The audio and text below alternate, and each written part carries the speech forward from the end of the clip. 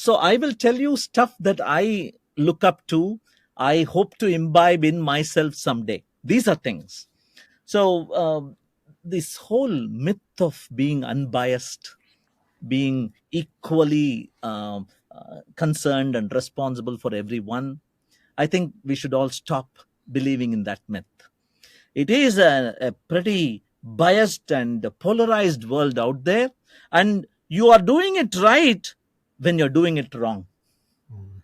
You need to be biased, you need to be overdoing something, underdoing something. You need to spend more time with some people, less time with others. You cannot look for equilibrium there. Some people need more time, you need to work with them. Some people need to be left alone, you can't keep poking your nose into them, and so on. So the first thing is that stop trying to be fair. You have no idea what is fairness, first of all. Only when you have that you can even try. So stop doing that. The second I would say is transparency, openness, transparency, candid, instant feedback. You cannot postpone giving feedback. Of course, feedback has to be in private. Appreciation can be in public, but criticism has to be in private, but never postpone. It has to be instantaneous. It has to be momentary. You cannot wait till appraisal time. That's a very important lesson. The third, once upon a time, it used to be. Today's episode is proudly brought to you by Effortless. Effortless is the ultimate solution for startups and SMBs seeking seamless money management and compliance handling. Effortless wasn't just created by anyone. It was crafted by chartered accountant turned entrepreneurs who understand the pulse of startups and SMBs. Visit www.goeffortless.ai and embark on a journey that will redefine the way you do business.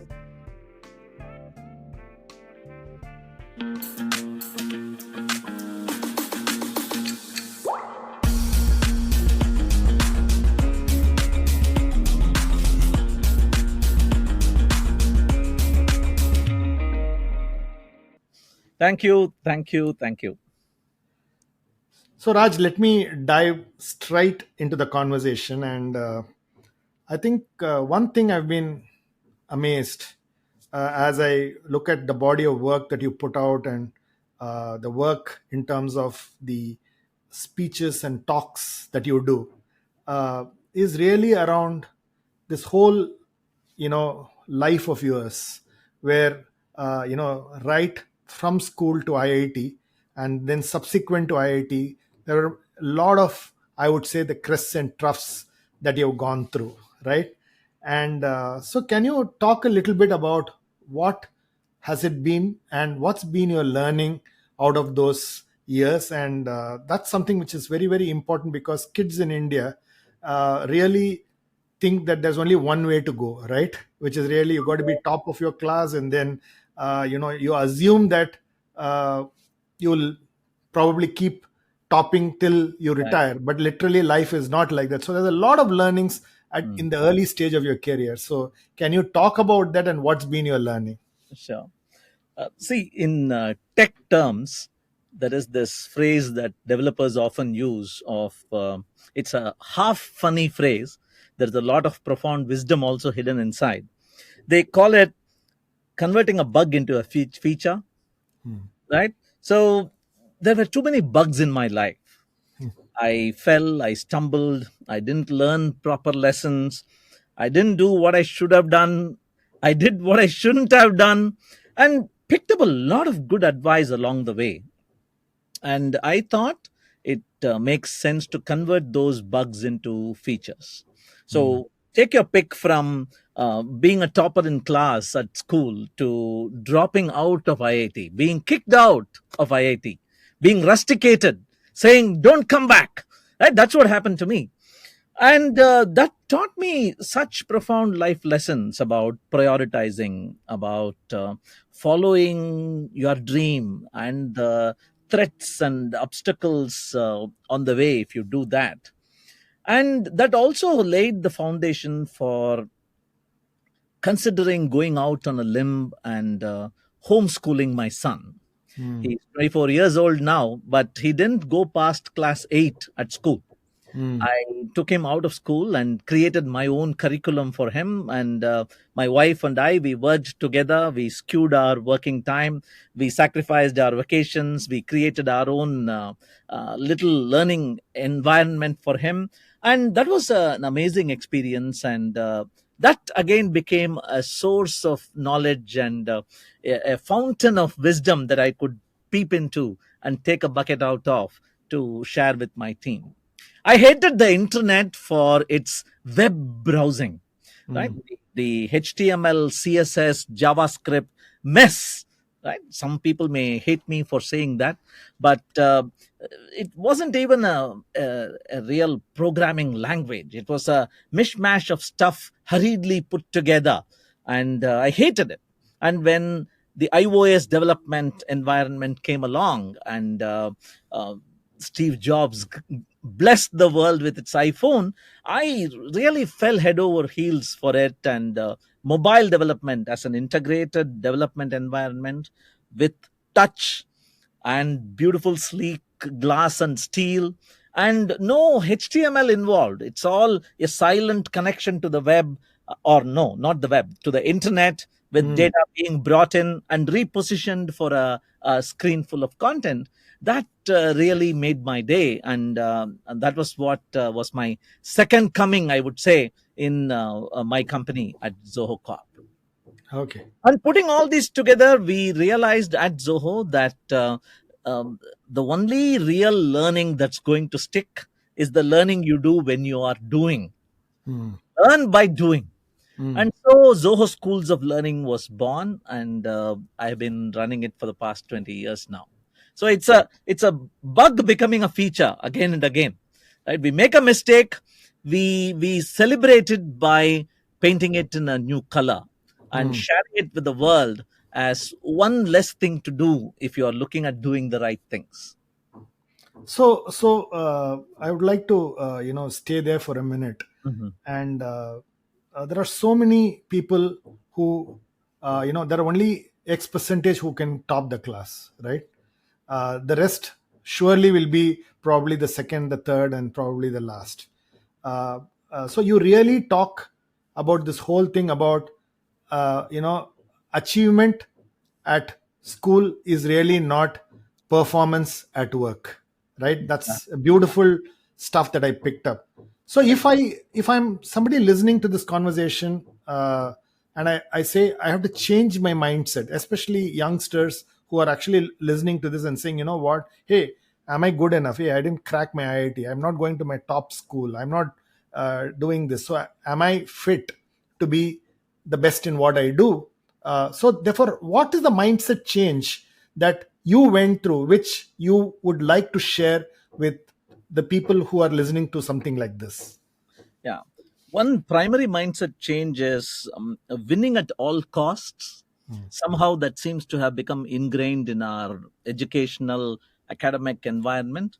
Winning at all costs is so toxic to mm, real work environment. mm, In fact, you can even give up winning if you're going to be helpful in somebody else winning. mm, I think it's called The Winning Way. mm. Our man, the cricket commentator, Harsha Bogle, has written Correct. an amazing book called The Winning Way, where he talks about, he breaks it down so beautifully and talks about how teamwork is all about helping the other person win, Mm, shining the spotlight, basking in that reflected glow. mm, I go to a lot of colleges to give talks, and there are many certificates and awards that are given to the 100% attendance guy, the highest salary, first month salary girl, and so on. And I ask them, the chairman of the institution, I ask them sometimes, where are those who haven't got a job yet? mm. Whose fault is that? Are they even allowed into this auditorium? Sometimes I am told this is only for those who have been given a job. My I God. tell them this is the motivational talk I have come here for. If there is anybody needing motivation, it is those people. Get them Mm, here. I used to mm, tell them. And we need to institute an award or probably some credits for collaboration. mm, it's all about competition. It's not at all about collaboration. Mm. I remember how I feel ashamed of it now.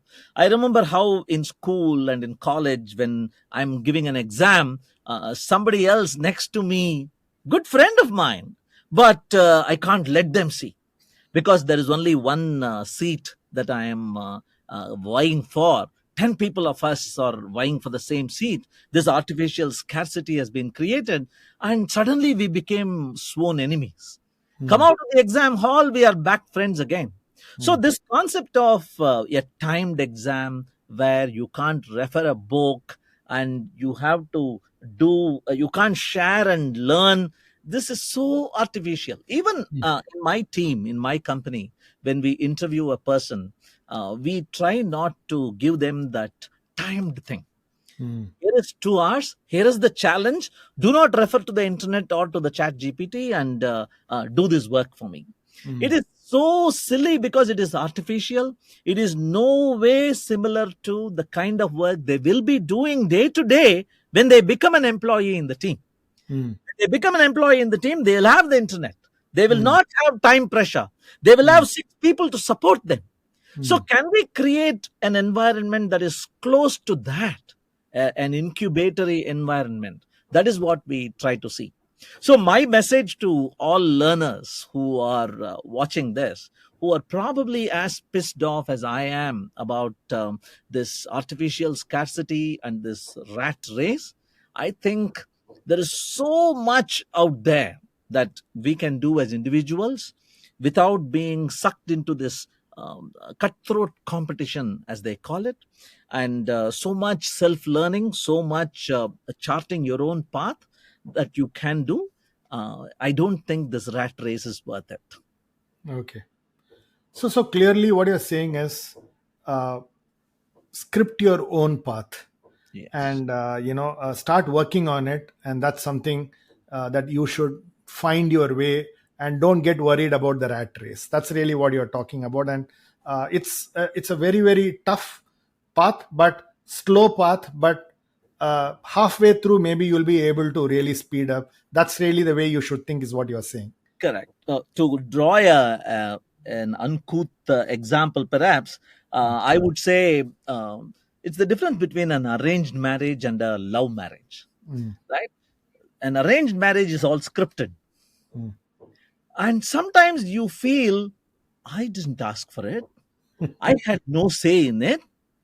Compare it with the love marriage where the boy chases the girl or the girl chases the boy, and against all odds, in fact, against society, against parents, they chart their own path, only each other for support and survival. Mm. But you know why they win? They win because they are there for each other and they have nobody else to blame. They chose that path. So Mm. they are able to grind through it, Mm. demonstrate grit, Mm. and that motivation comes naturally. Mm. You are okay. I think I didn't pick a bad example because the word love and passion are common to both. Mm. You are desperately, madly in love to love with what you're doing. You are passionately in love, and hence nothing else matters. You chart your own path. Mm. There are going to be difficulties. My son, for example, after graduating out of school by class 8, he didn't join NIOS or any other structured curriculum. I Mm. created the curriculum for him Mm. in association with a teacher in Australia, a software engineer in America, and so on. We put it together, and he played along and he joined Zoho schools. And I thought he's set for life. Things are going to be great. And suddenly, one fine morning, he comes and tells me, I want to do organic farming. Mm. That's what I'm interested in. And we know, we have been watching. The little I know about farming, I know it is difficult. There's not much money in it. And it's all dependent on the gods, the rain god and the sun god, and so on. And I ask him, are you ready for this? This is going to be really challenging. And he says, I want to try it out.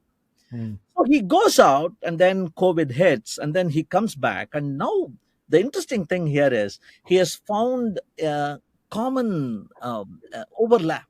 He's Mm. doing software for farming. Okay. Yes, so that's how things fall in place. Mm. Things fall in place when you're ready for them, when Mm. you are open minded enough to allow that experimentation to happen.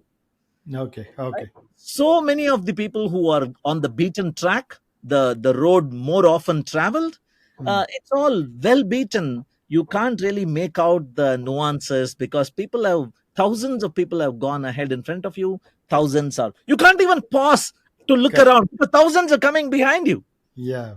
Right? There's no time to smell the roses, so to speak. Mm. Yeah. Mm. Fantastic. Which brings me to Zoho Schools that you run, Raj, which is your, your life passion. The way you've built Zoho Schools is a case study by itself. So, talk to me about uh, how you look at Zoho Schools, the learning there, and what makes the learning there very, very different from how learning happens in a traditional environment. Right. Oh, good exam. Good question. But before we get on, um, not just my life's passion, it's my CEO's life passion. It Yeah. is every one of my 25, 30 members, faculty Mm, members who we have picked from the length and breadth of the organization, their mm. passion too. I am just the channelizer, Catalyst. you speak. You are Yes, yes. just a catalyst. You could say that. Yeah. So it started long back because we felt that there was no correlation between school college performance and work performance. Something Mm, was missing. Toppers weren't performing, last benchers were blowing our minds, and so on. Also, we weren't a great brand. Now probably we are a little more known, but at that time 2004 we weren't allowed to first day recruit at colleges, the branded colleges. So most of our recruitment was through word of mouth, tier 3 cities, tier 3 colleges, towns, and so on. When a student comes in and we give them their tasks, they seem clueless about software engineering. They have done computer science, but they don't know software engineering. These two mm, are very different. It's like doing Maggie noodles for your dinner tonight versus cooking a feast for 2,000 people. mm, The game changes. So mm, that's not taught at all. mm, And user experience, UX, they think it is the designer's game. mm, Not at all. A software engineer needs to know that. So, mm, so there were 100 other such gaps that we thought no educational academic institution can really impart, primarily because of a practical, frank, but sorry state of affairs. The salary package that an engineer, software engineer gets is orders of magnitude higher than the salary package any computer science department prof gets in any college. mm, That shouldn't be the case, but mm, unfortunately, that's the case. Which mm, means where are the best minds? mm, Where are the most forward thinking minds? They're all in various companies doing research. And mm, that is why you see driverless car technology is coming from companies like Tesla rather mm. than institutions. Correct. Where is the new programming language coming out of? Go Mm, is coming out of Google. mm, Swift is coming out of Apple. It's not mm, some college research institution that's pumping out programming languages. So we thought we can be the solution to the problem that we are perceiving. mm, That's how it started. We went to a nearby school. We identified some sick students, fire in the belly, not enough money to finance themselves through engineering or medicine. We talked to their parents. We gave them a test in basic mathematical aptitude, English, multiple choice. We attracted them, brought them to our institute, to our AdventNet, it was called, Zoho campus. And we put them in the same room as two senior software engineers. We didn't mm, look for professors from mm, outside. We rather drew our teaching talent from within the company. So mm, people who were, I have been there, I have done that, I now want to help the next generation. That kind of people, they continue to come.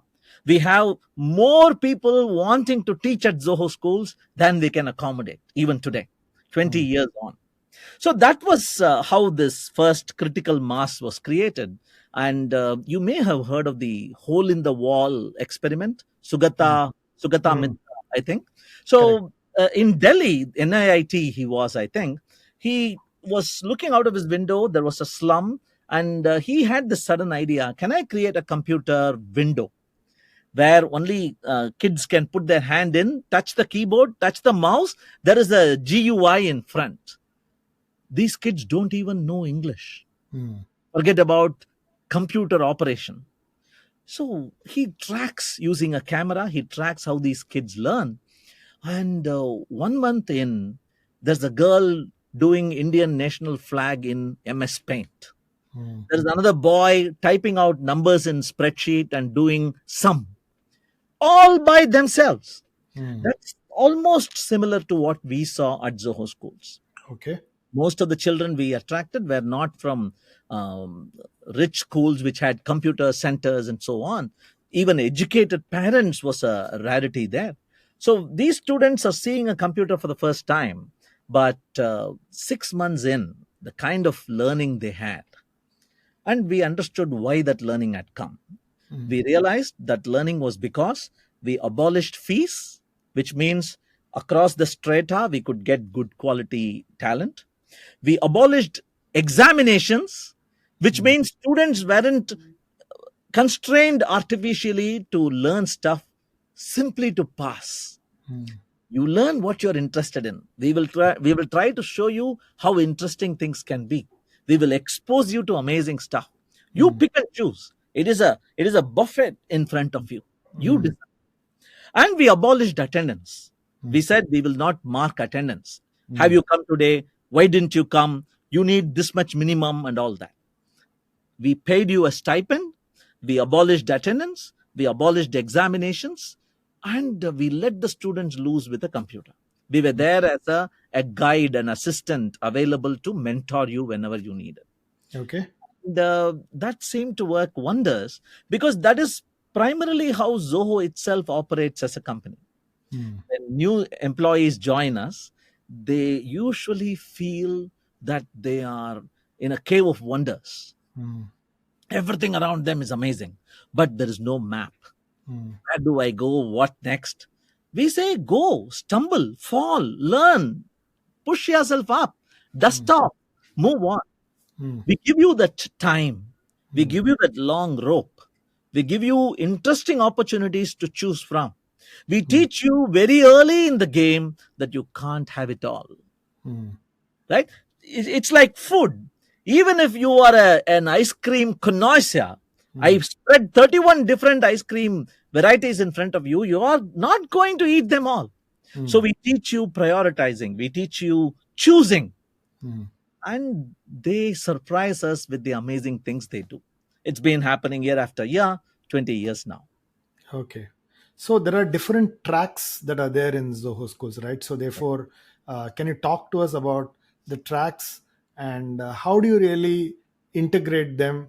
When they actually go to the workplace, because people have silos in their heads. You know what? I want to be a developer. I want to be a designer. I Yeah, want to be a marketer. I want to be. But if you really look at the world does not look at you that way, right? So therefore, how do you really put them together and how do you cook them up for this yeah, real world? right.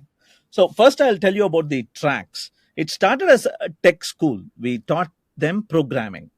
English, mathematics, and programming were the three subjects we taught them.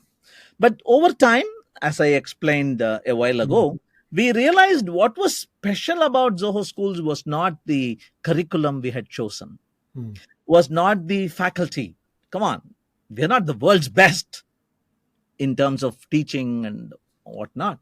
It wasn't about the company either. It was about the environment, Mm. the low pressure environment we had created for these students, and we gave them we put them in close proximity to the CEO himself, to Mm. the other senior managers in the company. They'll go for lunch. We didn't have a Zoho Schools lunch hall Mm. on purpose. So Mm. they'll go to the Zoho lunch hall and Mm. learn how to sit, learn how to listen, learn how to participate in discussions. Our CEO conducts an open house every week. So anybody can ask, including anonymously, anybody can ask a question. These students learn by listening to the answers from the CEO himself. I call this osmotic learning. Mm. It is learning because you are near it. Correct. பூவுடன் சேர்ந்த நாரும் மணக்கும் அப்படின்னு சொல்ற Mm. மாதிரி. You Correct. just you resonate and you learn. So we created the Zoho School of Technology, and then another was born in Tenkasi School of Technology. Then we learned that it is not the domain that we are teaching; it is the environment we are teaching it in. So School of Design was born. So in School of Design, we teach them animation, graphic arts, visual design, user experience design, and also the whole concept of laying out a workflow for a user to um, experience delight, I would say. And brochureware, animation, physical environments like in booths and trade shows. How do you design 3D environments? All the way to basic icon work, product UI, and screen flow, alert boxes, everything. The gamut is being taught. And the School of Business was born a year later, where we kind of teach them how to do customer service, engage with customers, customer experience management, and we also teach them sales and marketing. So it's now, like you pointed out, a bit of everything. We have a school of tech, a school of design, and a school of business. But we realized that there were students who were hungry for more, who already knew programming, who had some background in business understanding. So we wanted to challenge them. So we created the School for Advanced Study. I named it after Princeton. Princeton has a school for advanced study, which is where Okay. Einstein went, by the way. He used to teach there, it seems. So the School for Advanced Study just exposes you to more than one school. So you can be attached to the School of Design, but because you're a SAS student, School for Advanced Study student, we allow you to participate in classes, submit assignments, engage with the other students and faculty from School of Technology or School of Business. So each school allows you to take a little dip into the other two schools. Okay. So that's been a good experience for us till now. Okay. And Along the therefore, way, yes. go ahead. Go ahead. Please go ahead. Along the way, we also created a school for graduate studies because so many of them told us that you have these two rules. You have to be 17 to 20 age and you can't have a college degree. That's the entrance rule for Zoho schools. And they said, why are you holding that against me that I have a college degree? I'm ready to throw it and come join you. Will you let me in? So we created the School for Graduate Studies, which means you can be a graduate. You shouldn't have gotten a job yet. You are in the cusp and you're looking to somehow make that grade. So we are here conducting a boot camp for you, a 3-month boot camp where you polish your skills and get ready for an interview at Zoho School, at Zoho Corp. We also launched Marupadi, which is a woman empowerment program, a return to work sort of thing. We've been running it for the past 2 years now. Any age group, but you need to be a woman who must have worked somewhere for a while in an IT tech environment, and you must have had a break year, more than a couple of years, also fine. So we train you again and we place you into the organization. Okay. So how many students have graduated, or let me not use the word graduated. How many students have got inspired and started doing? We call it ungraduation, really. Yeah, ungraduation. So that's Yeah. I would call it ungraduation. So how Yeah. many of them have ungraduated? Yes. So we are not affiliated to any university or organization, and hence we don't offer certificates. And along the way, though, a couple of universities approached us. One from Tamil Nadu, one from Karnataka, one from Telangana. They said, continue doing what you're doing, but can we offer a certificate? Can we do a MOU of sorts? And we told them, we don't value paper. Even our own certificate is printed in paper. So we won't value that. We will only value what the person brings to the table. And we also told them, are you okay with no attendance and no exams? We haven't heard from them since. Yeah. So we right now take about 250 students every year. We mm. started with 6 students way back in 2004, and slowly, gradually, organically growing. So about 1,800 students have been graduated till now. Almost 1,800 are working in Zoho today. So Okay. Zoho has 16,000 employees today, 1,800 of whom are graduates from Zoho schools. Okay. So if Fantastic. you enter a lift, yeah, 10-member lift, 10-passenger lift, one of them will be a Zoho schools graduate, Okay. Okay. So including one mine. of the yeah. So one of the things, Raj, when you look at this kind of education and you look at the engineering talent and the pool, largely India is an IT services, hub, if I were to call it for the world. Uh, India is not really a product hub for the world. And there is a very big mindset shift in what I believe you talk about, and I pretty much resonate with it, which is really the ability to work in ambiguity, have a certain amount of contextual awareness when you are actually building a product versus delivering or building a service, mindset. So, is there a very big difference if India has to become a product nation? A couple of top of mind thoughts that come to me, I'll share them. The first is being proud enough to put your name on it. Mm, I read about it in one of Steve Jobs' biographies, the first Macintosh, the 1984 one, um, had no user serviceable parts inside. The back was molded, it wasn't screwed, which means you need to break it open, if at mm, all. So it was never opened. No customer opened the Macintosh. mm, And when it was broken open, only then in the Kailan Kadai, right? mm, In the junk shop, they discovered that Steve Jobs had invited every one of the original engineers who worked on it mm, to sign in the back of the inside of the cover. mm, So there are some 30 signatures, including Steve's himself and mm, Wozniak's, which will never be seen by anybody. Bill Atkinson is there, mm, but it'll never be seen by anybody. mm. What kind of pride was that? What kind of Beautiful. achievement was that? You put it, your name is there. You're Mm, staking your name for you're saying trust this quality. It's going to be amazing. It's done by me. I think this mindset comes only when you build products. If you're going to be in a service organization doing it for money, you pay me money, I give you work. You pay me some more money, I give you some more work. You stop paying me money, I go on to the next client. This kind of ownership will never come. In fact, I have worked in some client like servicing organizations where we were not allowed to put our name. mm, We were script monkeys. We have to write stuff, give it to them. They will sanitize it, put their own name on it, remove the logo, put their logo, and use it. Right? So that's a dehumanizing feeling for mm. that to happen. You're doing it. It's almost like patriotism versus being a mercenary, Yeah. right? So never send a mercenary to murder your enemy, because you will be murdered the next day, because he's going to pay more and say Mm, murder the person who sent you, and the mercenary will do it, yeah. right? So that is one mindset. The other mindset, I learned that from my wife, Radha, who runs Zoho Mail and Zoho Workplace Suite. It is 18 years since she started that journey.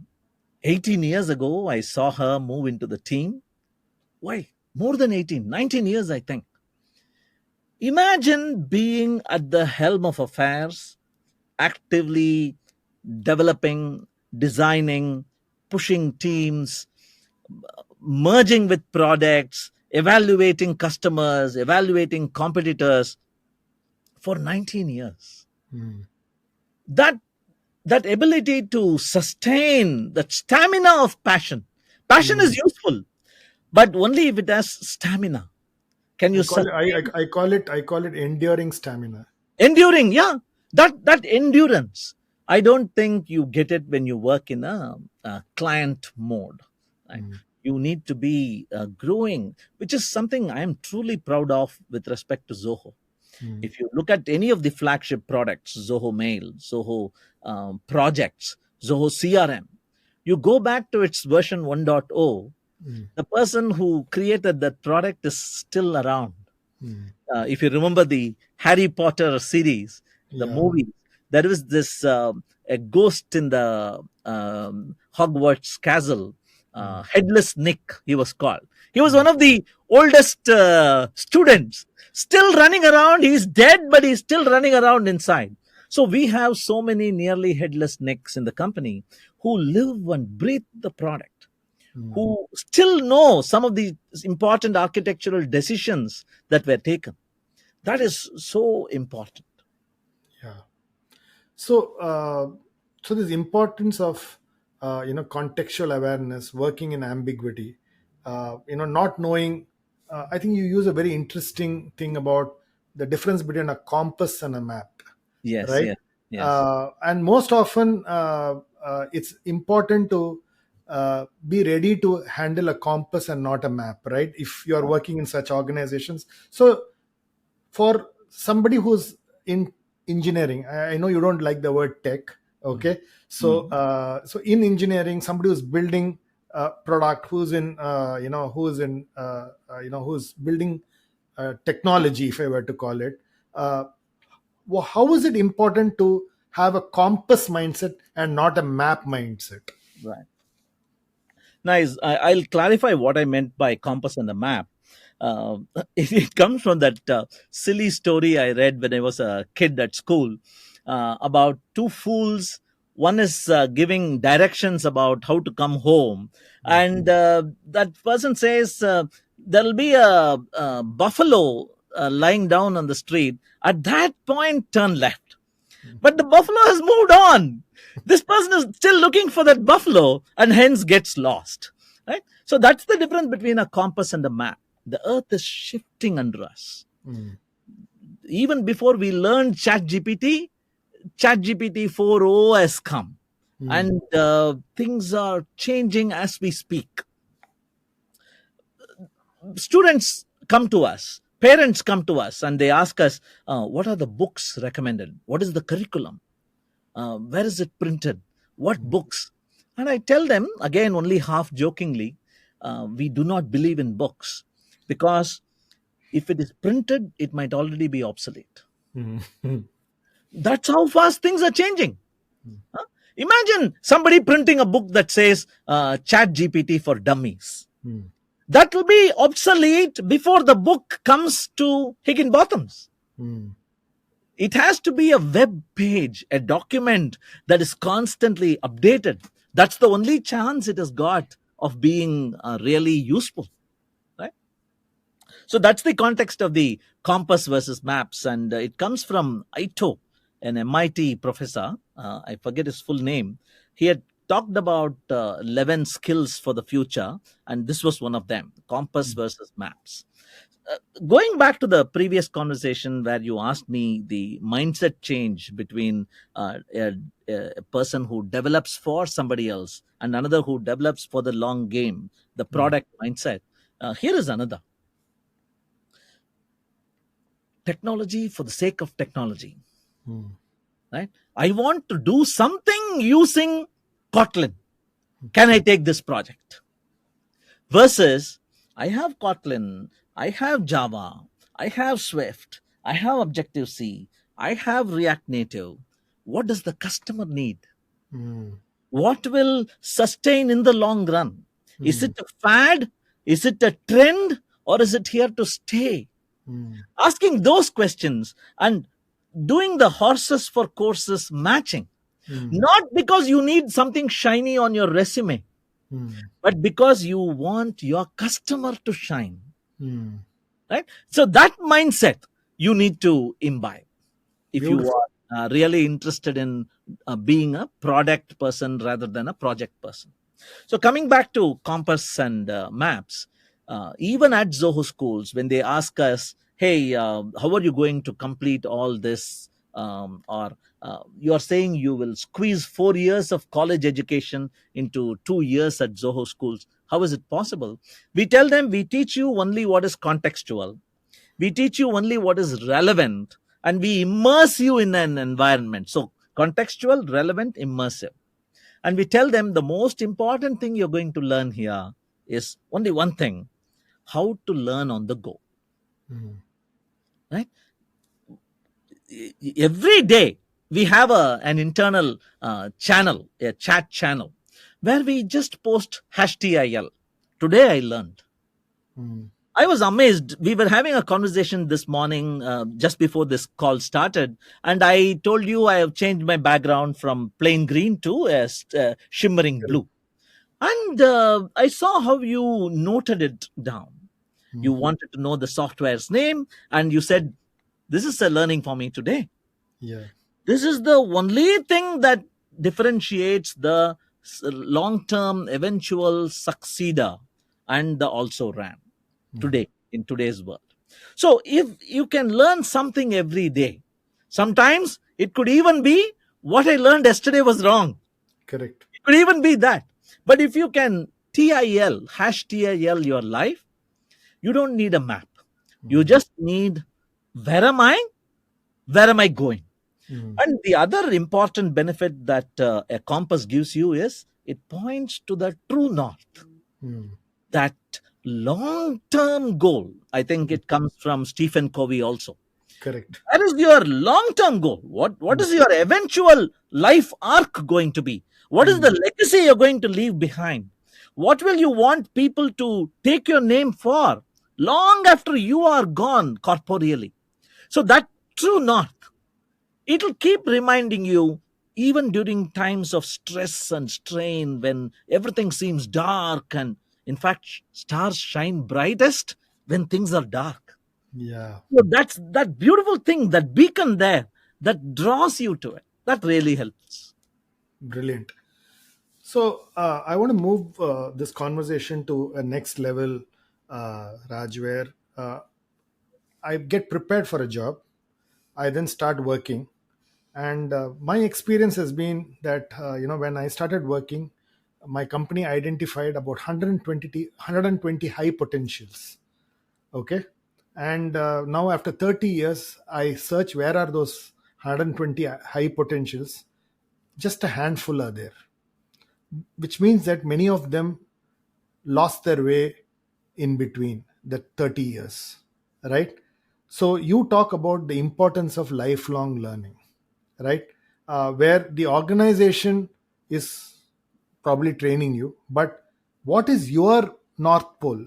Okay, how do you really go there? And therefore, how do I keep myself ready for a lifelong learning? And therefore, what should I be doing? Because the organization will teach you what its priorities are, right? Right.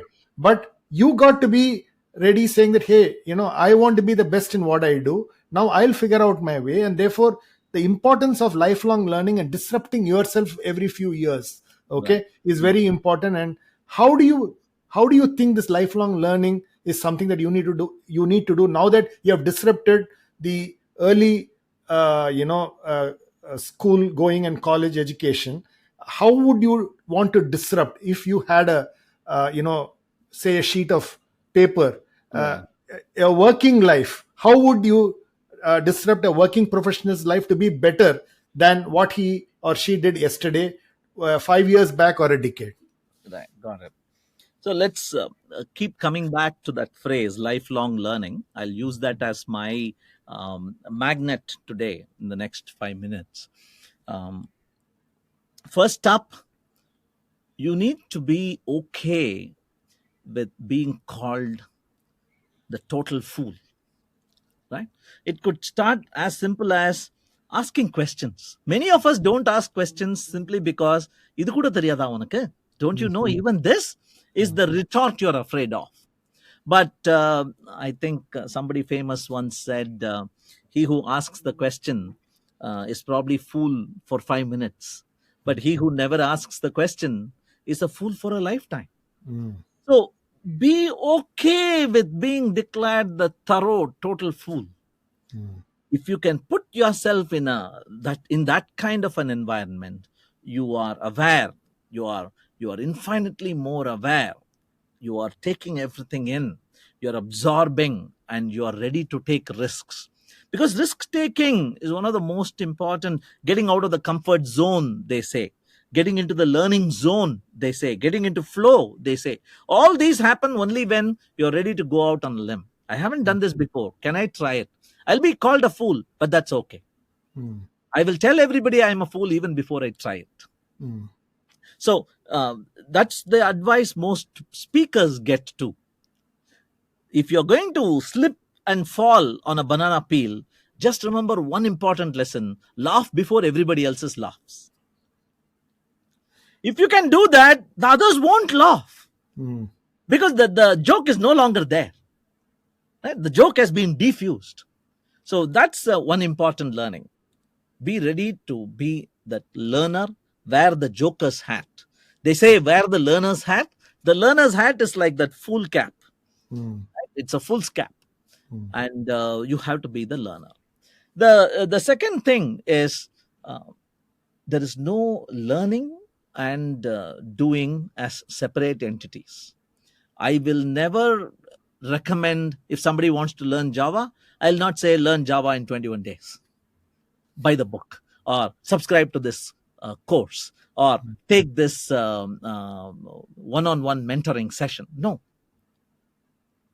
I will ask them the question why they want to learn Java. Mm. They may someday say, I want to build an app. I'll ask them, why do you want to build an app?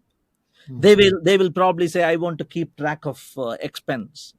And drilling it down further and further like that brings them to that core why. Start Mm. with why, Simon Sinek. It brings Yeah. the core why. When you get that core why, that is what you need to position up front as your true north. And Mm. then, whatever it takes, probably it is not even Java you need to learn. You need to Correct. learn Kotlin, perhaps. Or Mm. it's not enough if you learn Java. You need to learn design, perhaps. Or Mm. probably there is an app that does the same thing already. Correct. This kind of drilling down deeper and deeper, many people don't do. Mm. They take a course in an aseptic environment, thinking that will help them. No, Mm. you have to start with why. You will have to attach it with an ongoing physical tangible activity. Mm. That brings me to the third thing, which is, this activity has to be aligned with the organization's goals. Mm.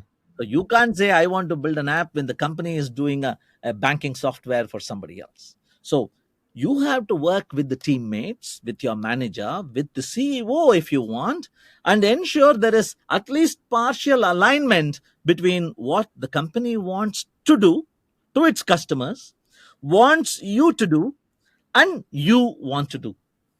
It's a beautiful dynamic tension there. The Mm. customer is pulling the company in one way, the company is pulling the employee in one way, the employee is pushing and pulling in their own way. Mm. This dynamic equilibrium will give out. Mm. Sometime the employee will sacrifice his or her own goals and join the flow, go Mm. with the flow of the company. Sometimes the employee could be so strong, which is what happened with Apple. Mm. The Steve Jobs and Johnny Ive combo was so strong, they pulled Apple from near bankruptcy and Mm. created the new Apple for all of us. Exactly.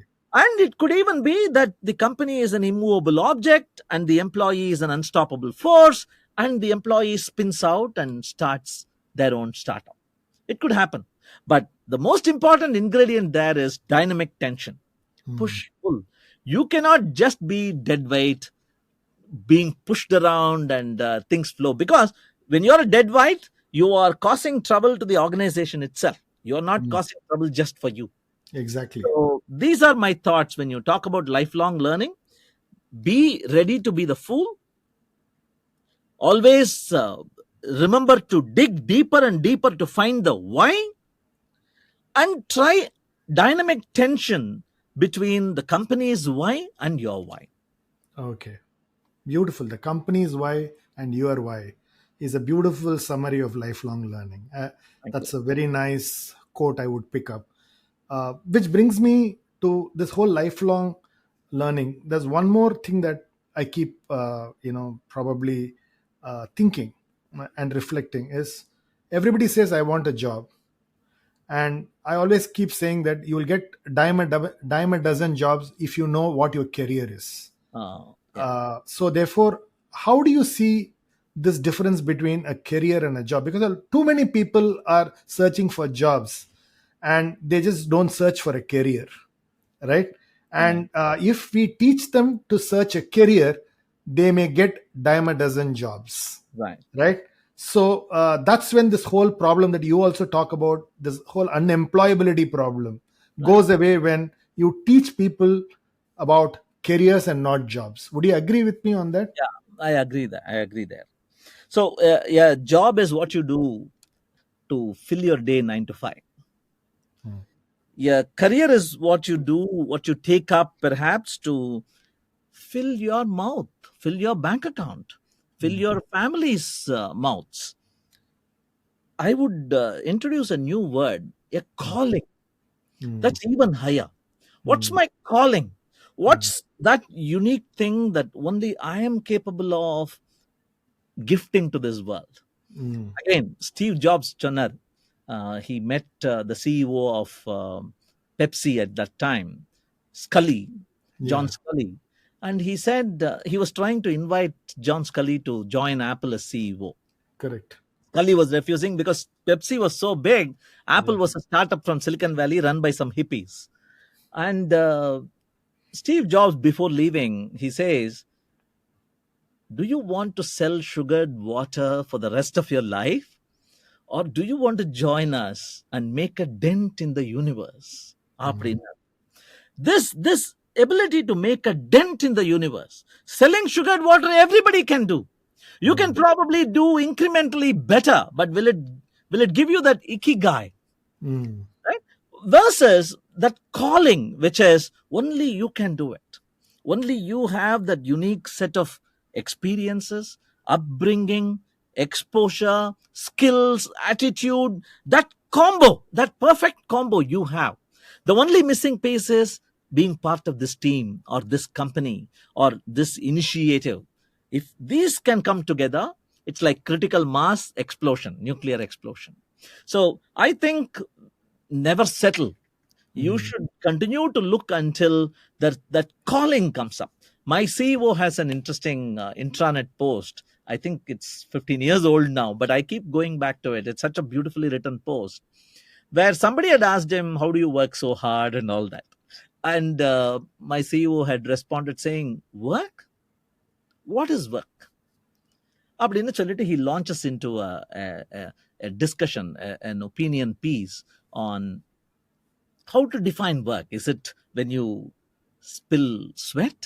Is it when you feel, I would rather be doing that, but I'm stuck here? Is it what you do 5 days a week so that you can do something else 2 days a week? What is work? And the Arbeit, அப்படின்னா என்ன? That German word. And he brings it down to, if you cannot differentiate between a Sunday afternoon when the idea strikes you and you start coding, and Thursday morning when you are at work, but you really cannot move forward because the idea hasn't struck you, the muse hasn't sat on your shoulder. This is mind work, and you cannot really differentiate it anymore in this modern environment. As, oh, you are at office, you have to do office work, you're at home, and so on. So, and the blurring of the difference between work and life, some people may not like it. Some people Hmm. may say it's upsetting the work life balance and so on. Again, it is dynamic equilibrium. It is Exactly. not this much time, this much time. It is what kind of quality you bring to it. It's what kind of inner peace you derive from it. It is Hmm. how much you are able to magnify your contribution to the people around you, the society around you. So இதெல்லாம் பண்ணுவதற்கு உங்க வேலை உங்களை benefit பண்ணதுன்னா, if your work is going to benefit you for magnifying your impact on society, how Hmm. dare you call it work anymore? Hmm. Right? So this is pretty fuzzy, I Yeah. would say. And so continue to be on the quest for what your true calling is. 80,000 hours, it seems. Hmm. 80,000 hours. Anybody, when they live an adult life, proper adult life, if they work, you have 80,000 hours. Think about it. That's all. 80,000 hours, adla 1 hour we have been talking. So, in these 80,000 hours, if you want to have an impact, an outsized impact, you Hmm. have to look for that right magnifying glass.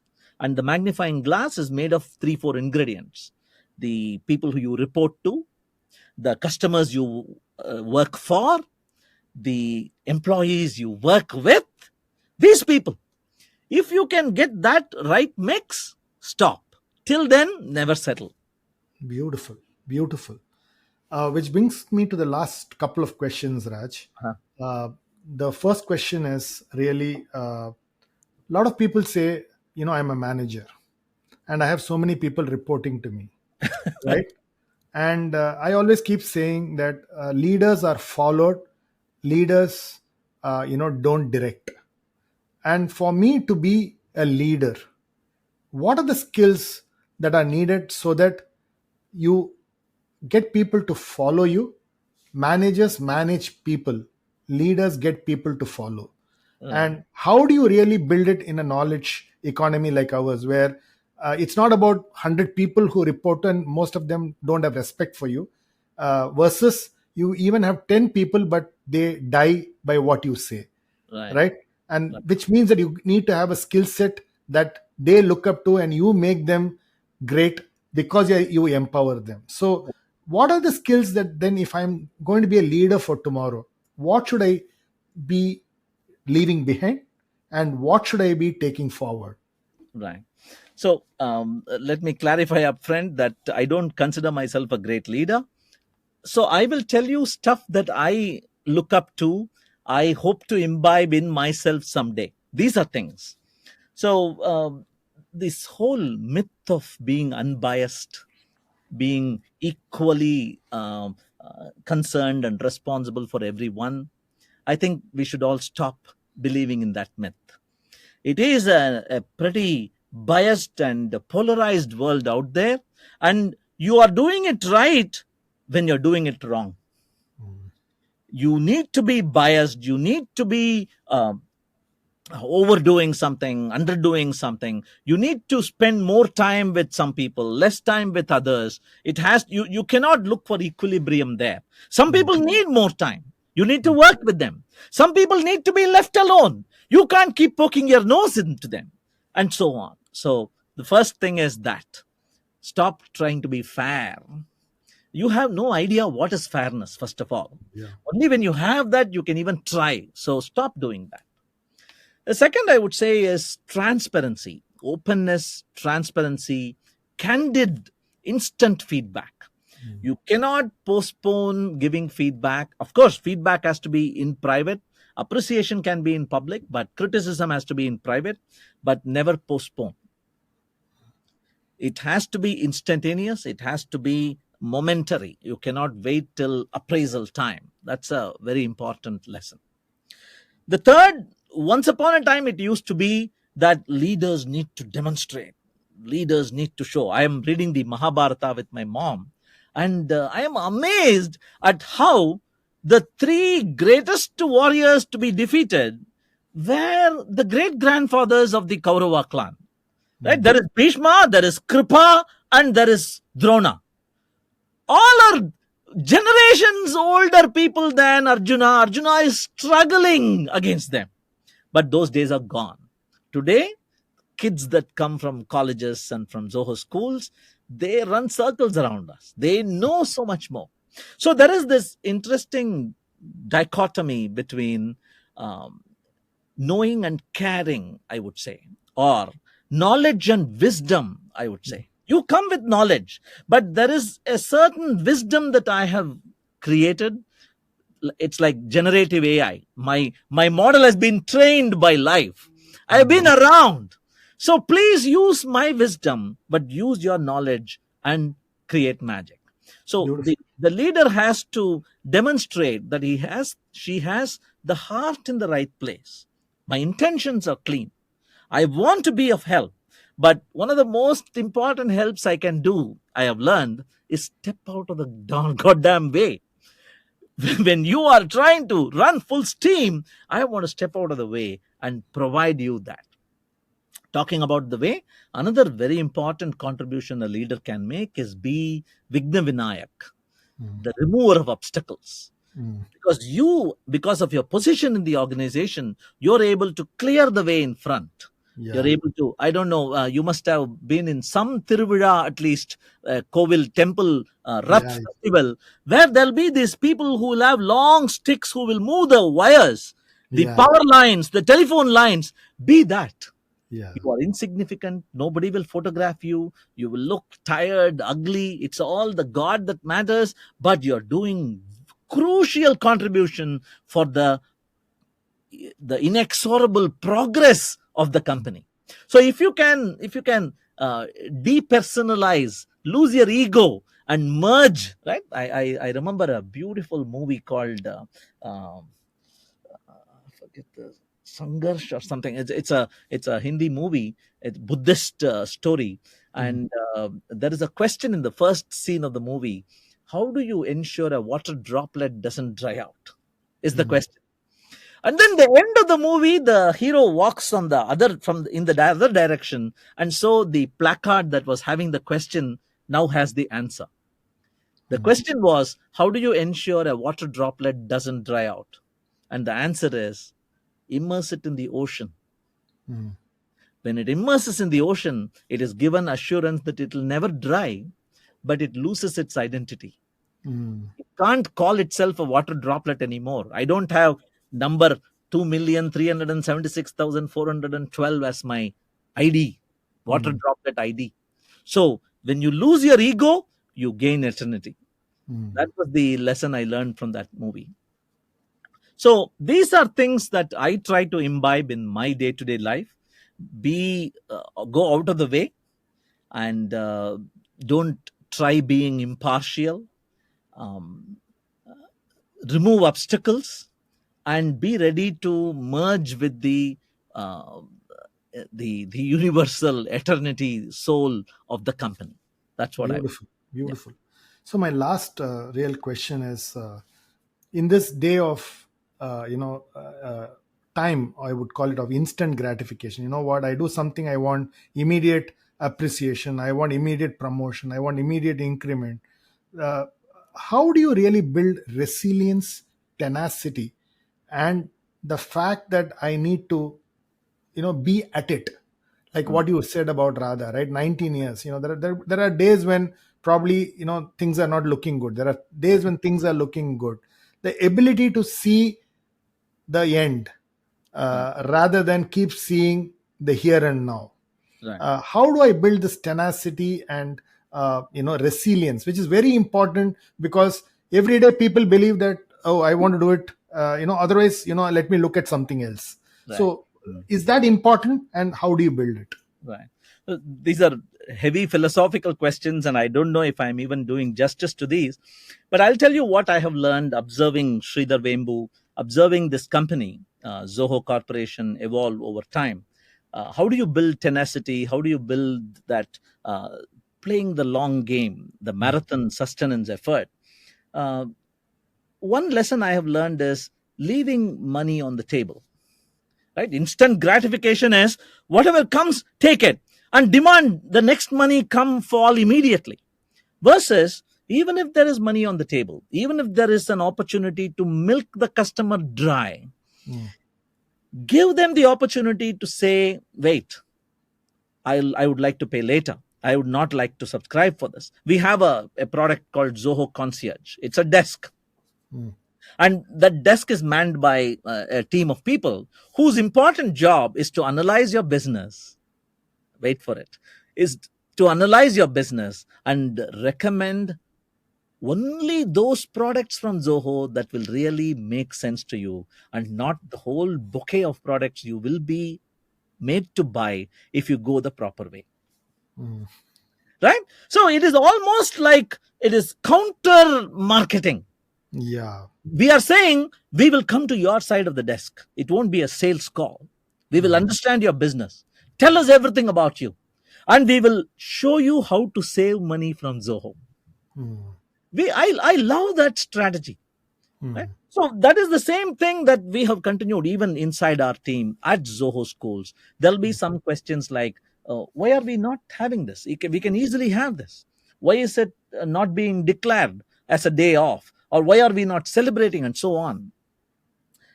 The If you dig deeper, you will notice that there is this philosophical DNA strand which says it is okay to once in a while miss something, Hmm. right?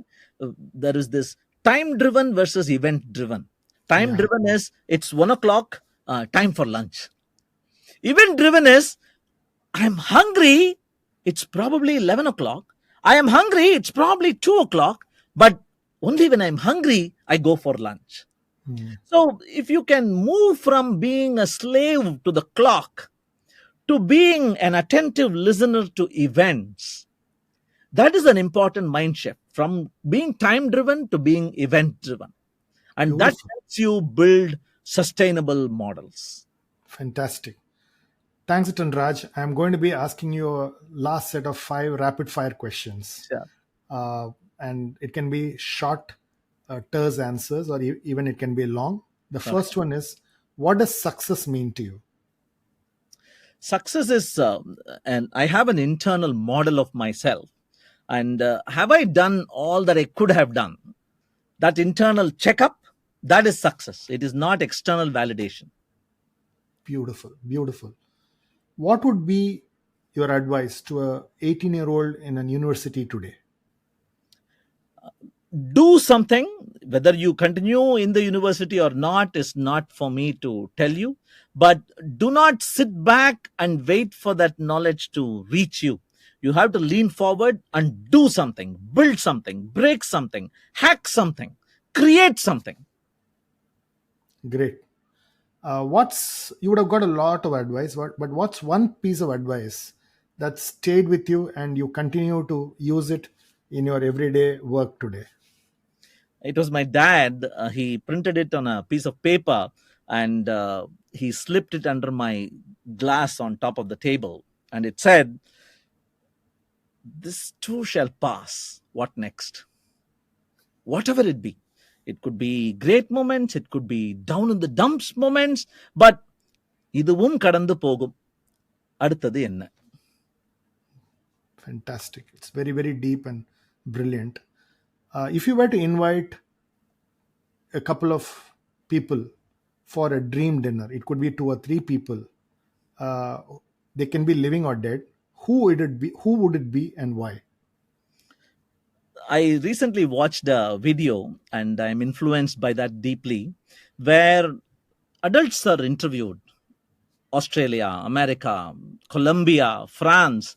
Couples are interviewed and they're asked this question, who would you want? And each of them is saying Sam Altman, Bill Gates, APJ Kalam, Abraham Lincoln, and so on. And the camera shifts and they show these adults' children. They are being asked the same question, who would you want for dinner? And the answer from these children are mom and dad, family. Should it have to be a celebrity? Can we have a grandpa, grandma dinner? And so on. So I would like to be influenced heavily by that video. And I would like to say family, mom, dad, wife, son, close relatives with no real agenda. Chit chat. I'm missing it. Beautiful, beautiful. And what's one thing that you believe in that others really don't agree with you? I believe that hard work will always triumph over talent. I believe. I believe in atomic habits. I believe that even if I am such a miserable screwball in anything I am attempting, day after day after day, month after month, year after year, I shall overcome. I am a strong believer in that. Not many people I know seem to believe in that. Great. On that note, thanks, Raj. It was a lovely conversation. Really enjoyed, and I hope you two had a fun time talking to me. Thanks a lot, and lovely talking to you. Thanks a lot. Thanks a lot. Bye bye. Thanks for listening to this episode. For selected links and detailed show notes, visit www.contraminds.com. Follow ContraMinds on social media and let us know who you would like to see next on the podcast. If you're listening to ContraMinds on Apple Podcasts, do share your comments and give us a rating. We are keen to know what you're thinking. ContraMinds is also on YouTube. If you're listening to the podcast on YouTube, hit the subscribe button and stay up to date on all our releases. Thanks for listening and stay safe.